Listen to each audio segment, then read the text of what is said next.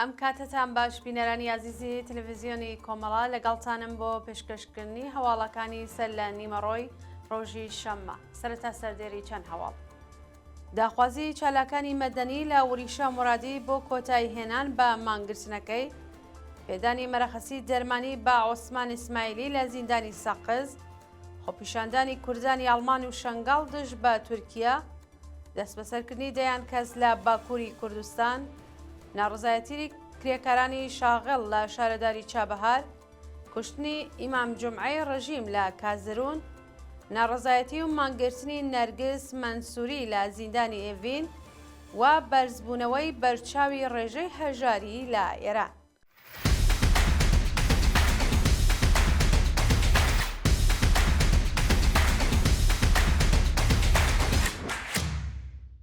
درێژەی هەواڵەکان.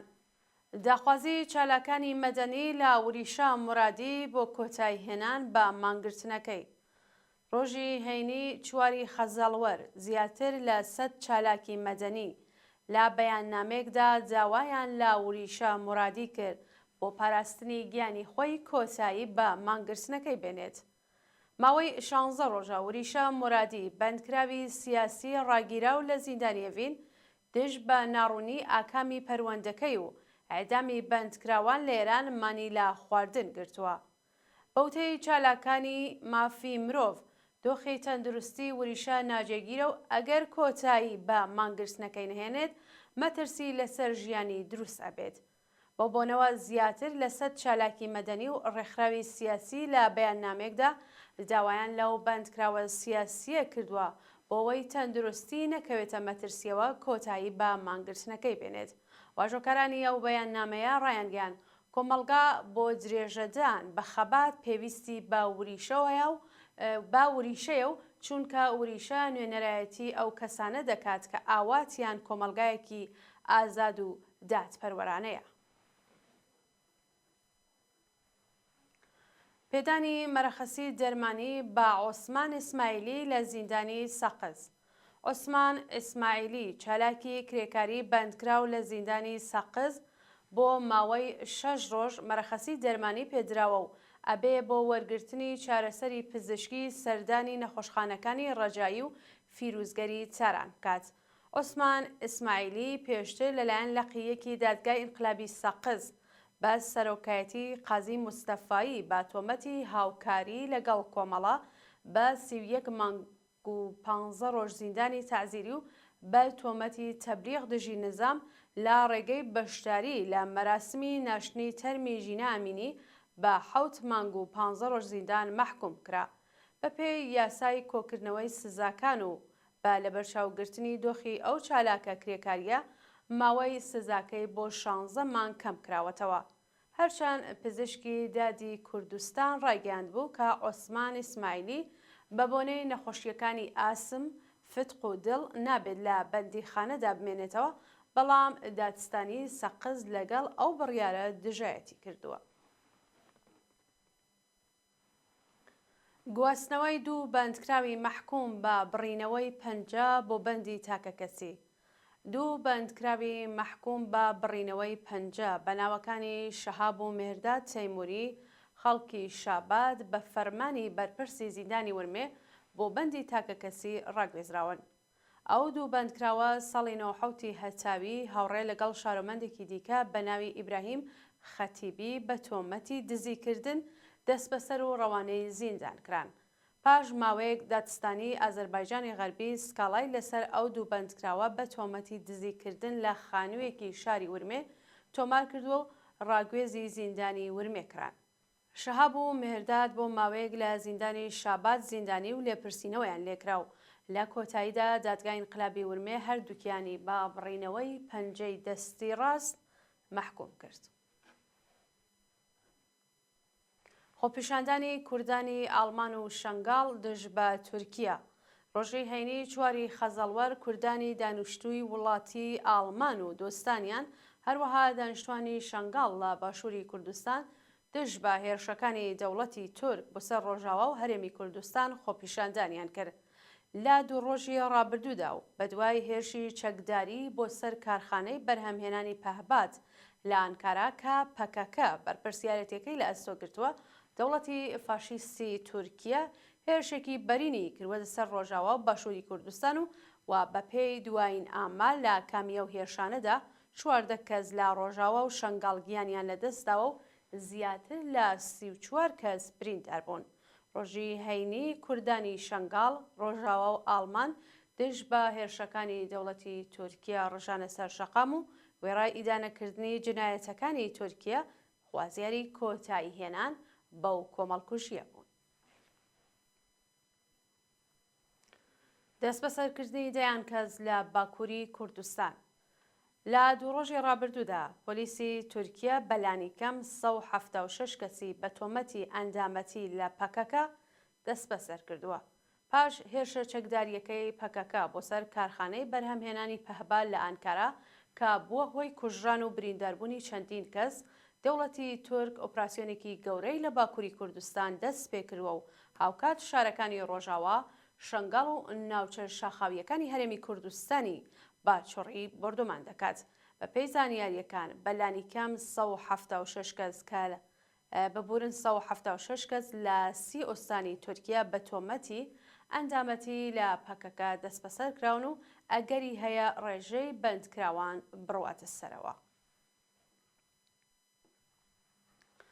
ناڕزایەتی کرێکارانی شاغڵ لە شارەداری چابەهار. ڕۆژی هەینی چواری خەزەڵوەر کرێکارانی شاغڵ لە بەشی فەزاسەوزی شارەداری چابەهار دژ بە دۆخی خراپی پیشەیی و معیشەتی کۆبوونەوە. کرێکارانی شاغڵ لە شارەداری چابەهار لە ئاست نەدانی جلوبەرگ پەرداخت حەقی بیمەکانیان بە ڕێکخراوی تامینی اجتماعی و نەدانی حەقدەست ناڕازین و دەڵێن بەهۆی بایەخنەدانی بەرپرسانی ڕژیم بە کێشەوگرفتەکانیان تووشی کێشەی معیشەتی و دەرمانی بوون. کوشتنی ئیمام جومعەی ڕژیم لە کازرون. ڕۆژی هەینی چواری خەزەڵوەری 1403 ئیمام جومعەی شاری کازرون لەلایەن هێرشبەرێکەوە بە چەک کوژراوە. بەوتەی سەرچاوەکانی هەواڵ هێرشبەرەکە گیانبازی سەردەمی شەڕی ئێران و عێراق بوو پاش نوێژی هەینی ئیمام جومعەی کوشتووە و دوجار کۆتایی بە ژیانی خۆی هێناوە. هەرچەند میدیاکانی کۆماری ئیسلامی مردنی ئەو مەلا حکوومەتیە ڕەت دەکەنەوە و دەڵێن لە نەخۆشخانە بەستەری کراوە، بەڵام زۆربەی دەستگا هەواڵێریەکان مردنیان پشتڕاست کردوەتەوە. شانی باسا کە ئەمە سێهمین ئیمام جومعەیەکە لە شاری کازرون لەلایەن خەڵکی ئازادیخوازەوە دەکوژرێت. ناڕزایەتی و مانگرتنی نەرگس مەنسووری لە زیندانی ئێڤین. نەرگس مەنسووری بەندکراوی سیاسی ڕاگیراو لە زیندانی ئێڤین لە سەرەتای مانگی ڕەسبەرەوە چەند جارمانی لە خواردن گرتووە و ڕۆژی ڕابردووش بۆ پشتیوانی لە بەندکراوانی سیاسی لە مەحوەتەی زیندان ناڕزایەتی دەربڕی. نەرگس مەنسووری وێڕای خراپی دۆخی تەندروستی چەند جارمانی لە خواردن گرتووە، بەڵام بەهۆی تێکچوونی تەندروستی کۆتایی بە مانگرتنەکەی هێناوە. ئەمجارە نەرگس بۆ پشتیوانی لە بەندکراوانی سیاسی گەنج و بە ساڵاچوو لە نێو مەحوەتەی زینداندا مانی گرتووە، بەڵام بەرپرسانی زیندان ناوبراویان لە دەستڕاگەیشتن بە دەرمان و پەیوەندی لەگەڵ بنەماڵەکەی بێبەش کردووە. نەرگس مەنسووری لە واژۆکارانی نامەی دەست لە کارکێشانەوەی خامنەی و لە پەروەندەیەکی یەکەمیدا بە 6 ساڵ زیندان مەحکوم کراوە و لەم دوایانشدا لە پەروەندەیەکی نوێدا بە تۆمەتی تەبلیغ دژی نظام بە 3 ساڵ زیندانی دیکە سزا دراوە. سەپاندنی سزای زیندان بەسەر دوو چالاکی مەدەنی ئازەری. دوو چالاکی مەدەنی بە ناوەکانی سەعید مینایی و ئایدین محەممەدی لەلایەن لەقی 15 دادگای ئینقلابی تاران بە 8 ساڵ زیندان مەحکوم کراون. بەپێی حکمی دادگای ئینقلابی تاران، سەعید مینایی بە تۆمەتی ئیجماع و تەبانی دژ بە ئەمنیەتی وڵات بە 5 ساڵ زیندان سزا دراوە و ئایدین محەممەدی بە تۆمەتی تێکدانی ئاسایشی گشتی و تەبلیغ دژی نظام بە 3 ساڵ زیندانی تازیری مەحکوم کراوە. لە سێدارەدانی 6 بەندکراو لە زیندانەکانی ئێران. بەپێی راپۆرتی کەمبەینی بەرگری لە زیندانیانی سیاسی و مەدەنی لە ڕۆژانی ڕابردوودا 6 بەندکراو لە زیندانەکانی زەنجان، قۆم، مەلایر و نوراباد لە سێدارادراون. ڕۆژی چوارشەمە 2 خەزەڵوەر دوو بەندکراو بە ناوەکانی محەممەد ڕەزا حاجیخانی، تەمەن 27 ساڵ و مهران سڵتانی تەمەن 30 ساڵ بە تۆمەتی کوشتنی بە ئەنقەست لە زیندانی ناوەندی زەنجان لە سێدارەدراون. هەمان ڕۆژ دوو بەندکراوی ئەفغانستانی بە ناوەکانی ئەیوب سەنگەر و عەبدولڕەقیب مالێکی بە هەمان تۆمەت لە زیندانی قۆم ئێعدام کراون. بەیانی ڕۆژی سێشەممە یەکی خەزەڵوەر بەندکراوێک بە ناوی شاهین دێحقانی بە تۆمەتی بازرگانی بە مادەی هۆشبەر لە زیندانی مەلایر لە سێدارەدراوە و ڕۆژی هەینی چواری خەزەڵوەر بەندکراوێکی دیکە بە ناوی عەبدول نەزەری بە تۆمەتی کوشتنی بە ئەنقەست لە زیندانی نوراباد ئێعدام کراوە. بەرزبوونەوەی بەرچاوی ڕێژەی هەژاری لە ئێران.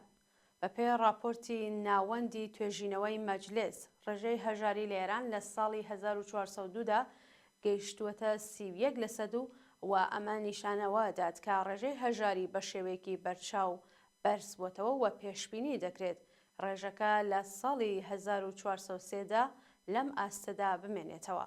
بەپێی ئەو راپۆرتە ڕێژەی هەژاری لە ساڵی 1397 بە شێوەیەکی بەرچاو زیادی کردووە و ئێستا 1 لە سەر 3 دانیشتوانی وڵات ناتوانن پێداویستی سەرەتاییەکانی ژیانیان دابین بکەن. هۆکاری سەرەکی بەرزبوونەوەی هەژاری لە ئێران سەرڕای چوونەسەرەوەی ڕێژەی هەناردەکردنی نەوت و بەرزبوونەوەی نرخەکەی لە بازاڕە جیهانیەکاندا تەرخانکردنی پارەی نەوت بۆ ملیشیەکانی سەر بە ڕژیمە و ئەو پارەیە بۆ گەشەکردنی وڵات سەرف نەکراوە. بەو تەیە کارناسانی یابووری بە پێچەوانەوەی ئیدعاکانی ڕژیم ڕێژەی هەڵاوسان بەردەوام لە زیادبووندایە و وڵات تووشی قەیرانێکی قوڵی ئابووری بۆ و ڕێگە چارەی تەنیا گۆڕینی سیستمی دەسەڵاتداریەتیە. دو هەواڵمان سەبارەتە بە درێژەی هێرشەکانی ئیسرائیل بۆ سەر لوبنان و غەزە. ڕۆژی هەینی چواری خەزەڵوەر ئەرتەشی ئیسرائیل بە فڕۆکە هێرشی کردە سەر بنکەکانی حیزبوڵڵا و حەماس لە لوبنان و غەزە و بەهۆیەوە دەیان کەس کوژرا و بریندار بوون. هاوکات لەگەڵ هێرشی ئیسرائیل بۆ سەر سپای پاسداران کە ئەم شەو ڕوویدا، وەزیری بەرگری ئیسرائیل ڕایگەیان کە کۆماری ئیسلامیش خۆی بۆ وەڵامدانەوە ئامادە کردووە و بەدەیان ئەفسەری سپای پاسداران شەوی پێنجشەممە ڕەوانەی بەیروت کراون. هاوکات 3 هەواڵنێر لە بۆردەمانی ئیسرائیل بۆ سەر شارۆچکەی حاسبیە کوژراون. بەرپرسانی نظامی ئیسرائیل هەروەها باس لە دۆزینەوەی کۆگای چەک و تەقەمەنی حیزبوڵڵا و کوژرانی دەیان چەکدار و فەرماندەی ئەو گروپە دەکەن. لە بەرامبەردا 8 سەرباز و ئەفسەری ئیسرائیل لە پێکدادانەکانی باشووری لوبنان کوژران و بریندار بوون. شانی باسە کە ڕۆژی هەینی 28 فلستینی لە بۆردۆمانی خانی یونسدا گیانیان لەدەستاوە. بینەرانی عەزیز، هەواڵەکانتان پێشکەشکرا، هەر شاد بشین.